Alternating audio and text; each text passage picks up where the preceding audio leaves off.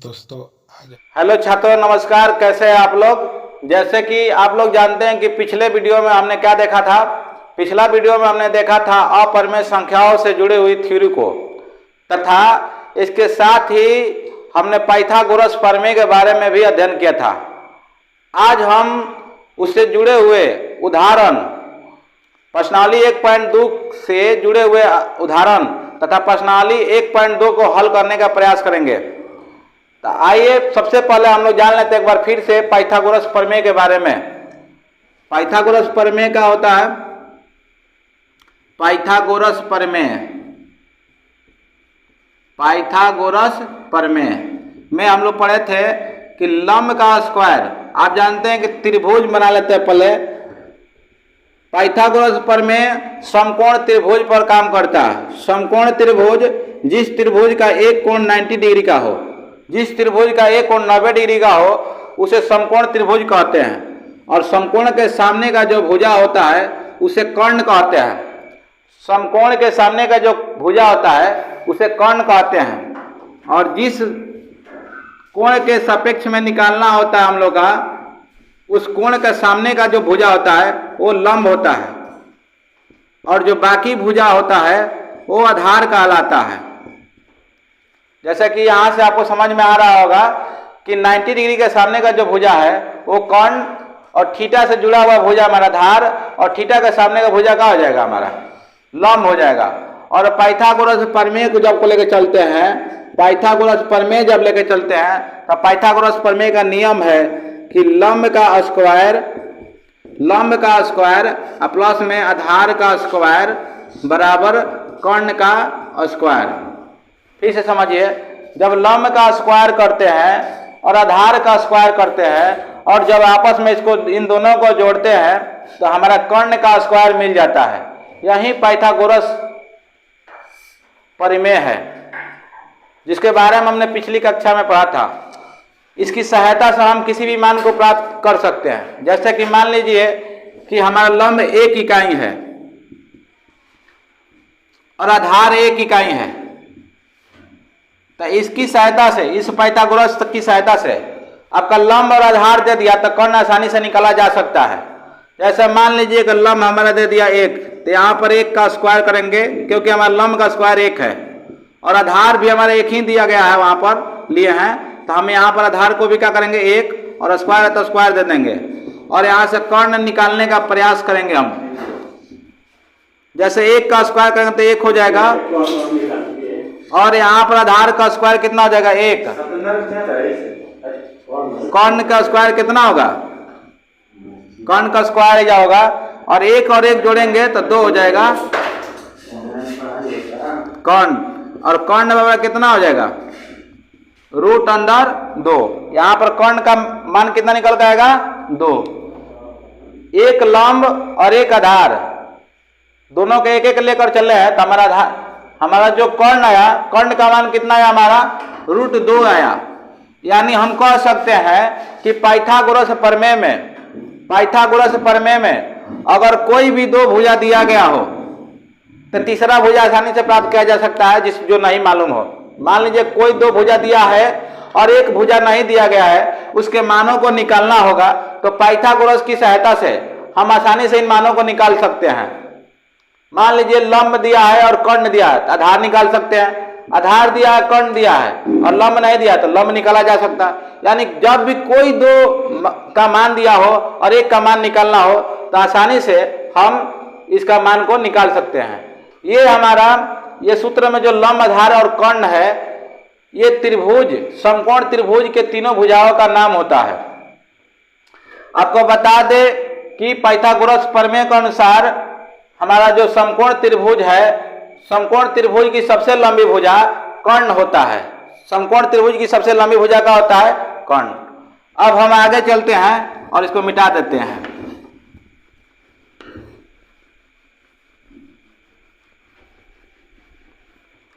अब हम क्वेश्चनों पर चलेंगे, प्रश्नावली 1.2 से जुड़े हुए क्वेश्चनों पर। प्रश्नावली 1.2 को पढ़ने से पहले हम उसके उदाहरणों को पढ़ेंगे, और प्रश्नावली 1.2 के पहला उदाहरण को लेंगे, और पहला उदाहरण कह रहा है कि √2 का मान को संख्या रेखा पर दर्शाना है। रूट 2 के मान को संख्या रेखा पर दर्शाना है। तो रूट 2 के मान को संख्या रेखा पर दर्शाने के लिए पहले आपको संख्या रेखा के बारे में बता दें। संख्या रेखा क्या होती है? संख्या रेखा वह रेखा होती है जिस पर अंक दल लिखे रहते हैं, जैसे अंक लिखे रहते हैं 1 2 3 4 5, ये दर्शाया रहता है। अगर आपको इसको हम मान लें कि हमारा केंद्र बिंदु है, इस संख्या रेखा के दोनों तरफ का बीच का बिंदु है, और इसको 0 मान लेते हैं हम। इसको हम जब 0 मान लेते हैं बीच पॉइंट को, तो जो हमारा बाएं तरफ की दूरी है वो ऋणात्मक होगा और जो दाएं तरफ की दूरी है वो धनात्मक होगा। कहने का मतलब ये है कि इधर का मान हमारा प्लस की तरफ होगा और इधर का मान माइनस होगा, इधर प्लस की ओर और इधर माइनस की ओर, यानी इधर माइनस मान होगा, इधर माइनस होगा, इधर ऋणात्मक और इधर धनात्मक, और बीच के जो बिंदु होगा वो 0 होगा। इस तरह से होगा। जब इस तरह से हम चलेंगे तो हम माइनस यहां पर दर्शाने के लिए, रूट 2 के मान को दर्शाने के लिए हम इस संख्या रेखा में थोड़ा और बड़ा दूरी पर, कुछ ज्यादा दूरी पर हम संख्या रेखा के मानों को लेकर चलते हैं। जैसे मान लीजिए कि यहाँ पर इस संख्या का रेखा को थोड़ा सा और बड़ा कर लेते हैं। जैसे हम ऋणात्मक पार्ट को यहाँ से 0 चालू करते हैं, तो ऋणात्मक पार्ट इधर हुआ, उसको छोड़ देते हैं और दूरी को हम यहाँ से 1, यहाँ से 2, इस तरह से लेकर हम लोग चलते हैं। 0 से 1 तक के दूरी जो हुआ हमारा कितना हुआ? 1 मीटर हुआ। 0 से 1 के बीच में 1 मीटर ले लीजिए, या 1 इकाई ले लेते हैं, सबसे बढ़िया 1 इकाई। और यहाँ से 1 से लंब खींचने का प्रयास करते हैं। कितना मीटर का, कितना का? तो 1 इकाई, इसको भी मान लेते हैं। इकाई का मतलब आप 1 मीटर 1 सेंटीमीटर कुछ भी रख सकते हैं। तो हम मान लीजिए 1 मीटर इकाई रखें, और जब ये भी 1 इकाई है, तो अभी आपको पाइथागोरस की सहायता से बताते हैं कि इसका जो मान होगा ये कर्ण बनेगा, और कर्ण का मान कितना हो जाएगा? 1 इकाई जब ये है तो ये कर्ण का मान आएगा हमारा रूट 2 इकाई। कैसे आया था? अभी आपको बताए थे पाइथागोरस प्रमेय में। पाइथागोरस प्रमेय जब आपको बताए थे तो उसमें क्या बताए थे कि लंब का जब स्क्वायर करेंगे और आधार का जब स्क्वायर करेंगे तो, और दोनों को आपस में जोड़ेंगे तो कर्ण का स्क्वायर प्राप्त होगा। लंब का स्क्वायर अगर 1 का स्क्वायर मान लेते हैं और आधार का स्क्वायर 1 का स्क्वायर मान लेते हैं तो कर्ण का स्क्वायर प्राप्त होगा। और कर्ण कितना हो जाएगा? 1 + 1 जोड़ेंगे, कर्ण होगा स्क्वायर में, और कर्ण का जब स्क्वायर को जब इधर भेजेंगे तो 2 और रूट में 2 हो जाएगा, यानी ये हमारा रूट 2 आया। यही पाइथागोरस हमारा प्रमेय है, इस त्रिभुज में काम कर दिया। अब हम अगर रूट 2 का मान इस संख्या रेखा पर डायरेक्ट दर्शाना चाहते हैं तो नहीं दर्शा सकते थे। क्यों नहीं दर्शा सकते थे? क्योंकि ये हमारे मापन के अनुरूप नहीं है, माप नहीं सकते इसको स्केल की सहायता से।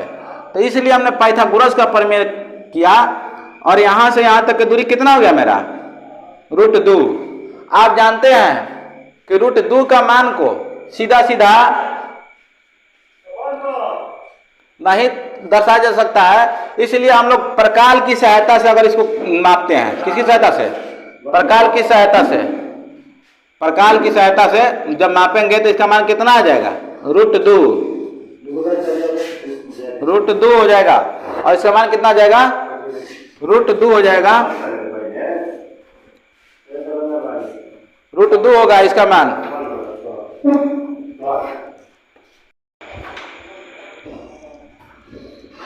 तो आसानी से रूट 2 के मान को हम लोग प्रकाल की सहायता से हम लोग नाप के चले तो इसको आराम से दर्शाया जा सकता है। प्रकाल की सहायता से अगर नापेंगे तो ये कहीं पर भी, जब यहाँ पर रूट 2 है तो यहाँ पर भी रूट 2 होगा, रूट 2 होगा, रूट 2 होगा।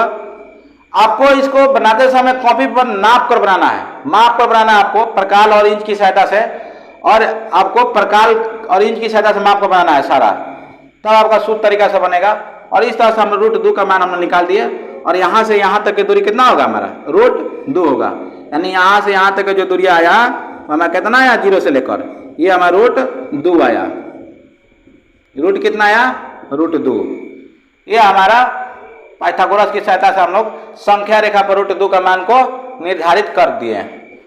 तो इस तरह से ये हमारा पहला जो उदाहरण है वो समाप्त हो गया। और पहला उदाहरण के बाद अगला उदाहरण हम देखेंगे, उदाहरण 2 के बाद उदाहरण 3। उदाहरण 3 क्या कहता है? उदाहरण 3 नहीं है, अब हम चलेंगे प्रश्नावली पर। उदाहरण कितना था हमारा? ये उदाहरण 3 था।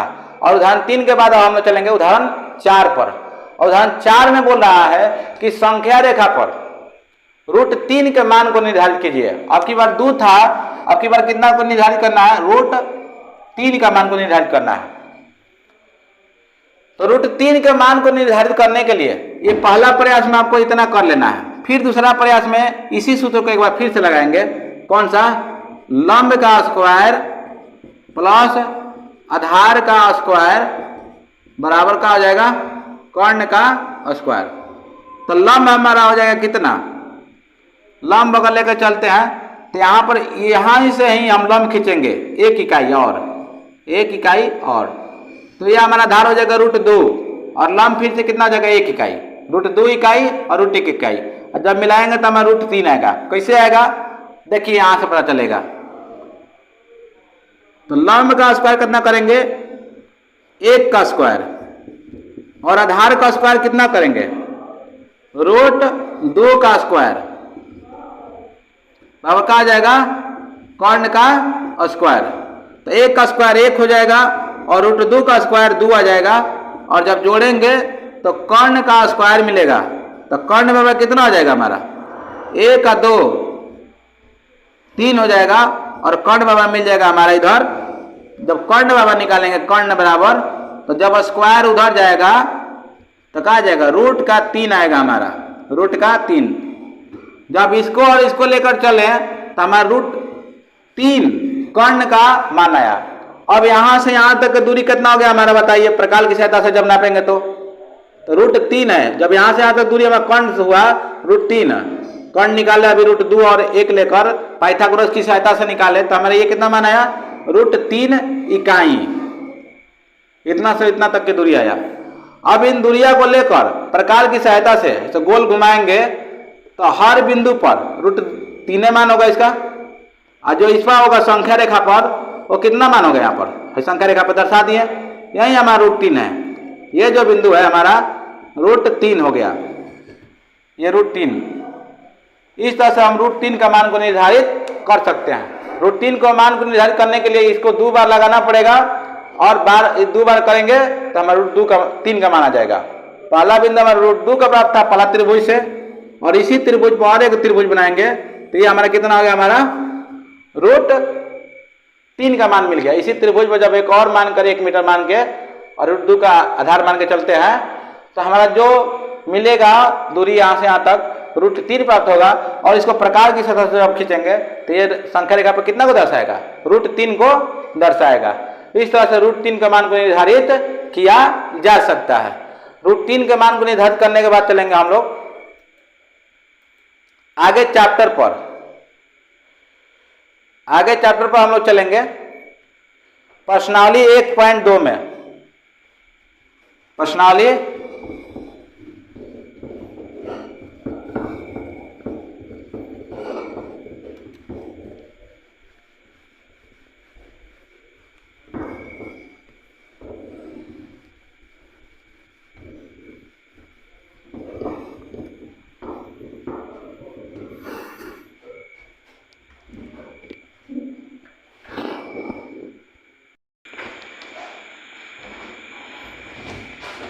देखिए, अब हम लोग और आगे चलते हैं और प्रश्नावली 1.2 के प्रश्नों का हल करेंगे। प्रश्नावली 1.2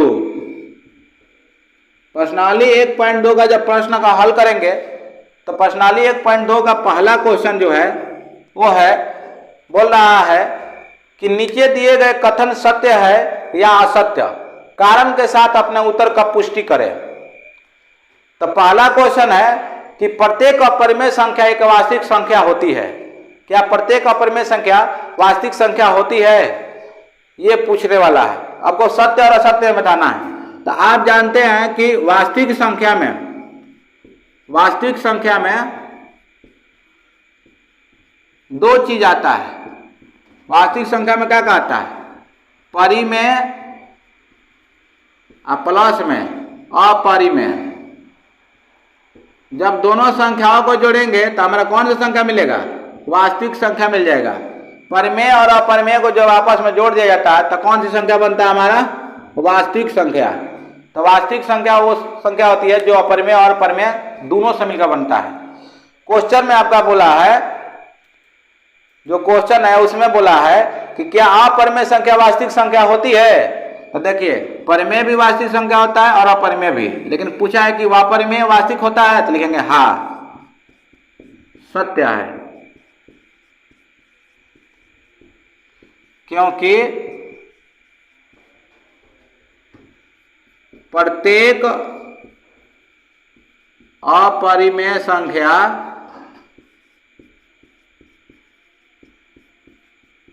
वास्तविक संख्या होती है।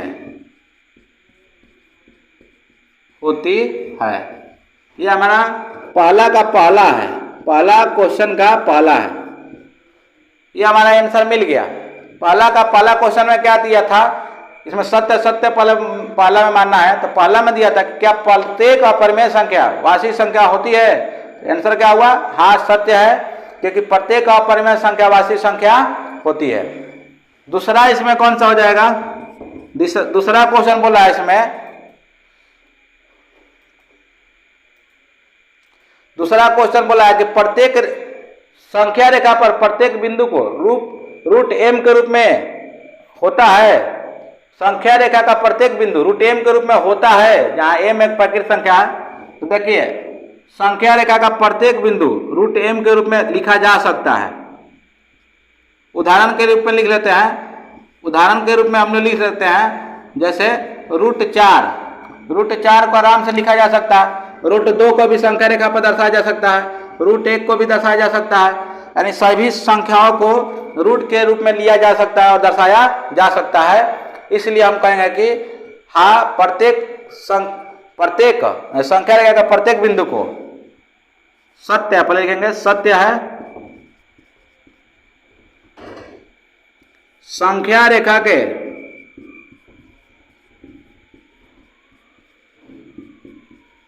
प्रत्येक बिंदु को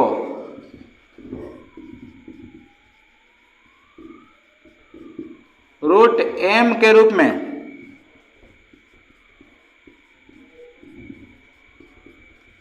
लिखा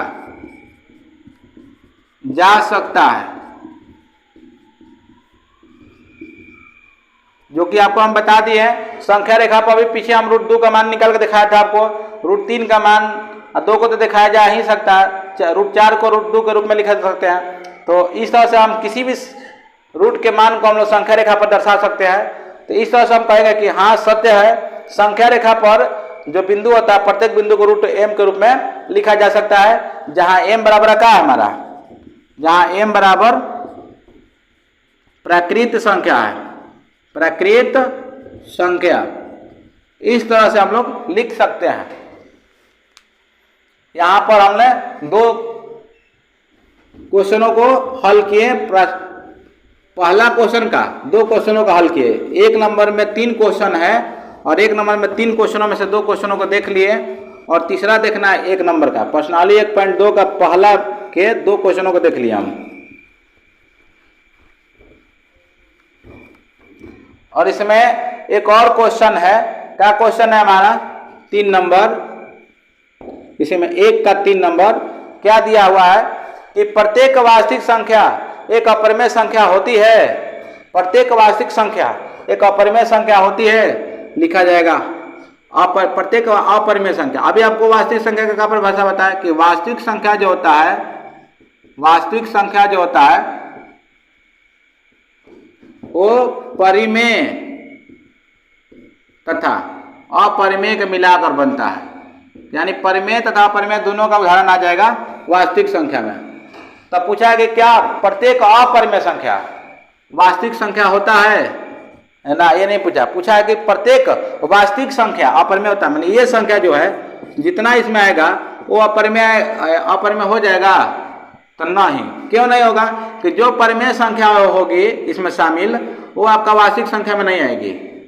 जो अपरिमेय संख्या, जो वास्तविक संख्या परिमेय होगी, जो वास्तविक संख्या परिमेय होगी वो संख्या अपरिमेय नहीं हो सकता है, इसलिए प्रत्येक वास्तविक संख्या अपरिमेय संख्या नहीं होगा। लिखेंगे असत्य है, लिखेंगे असत्य है, क्योंकि प्रत्येक वास्तविक संख्या अपरिमेय संख्या नहीं हो सकता है। उदाहरण का बात करते तो उदाहरण ले लीजिए को। उदाहरण में जैसे 4/3 एक वास्तविक संख्या है, वास्तविक संख्या है किंतु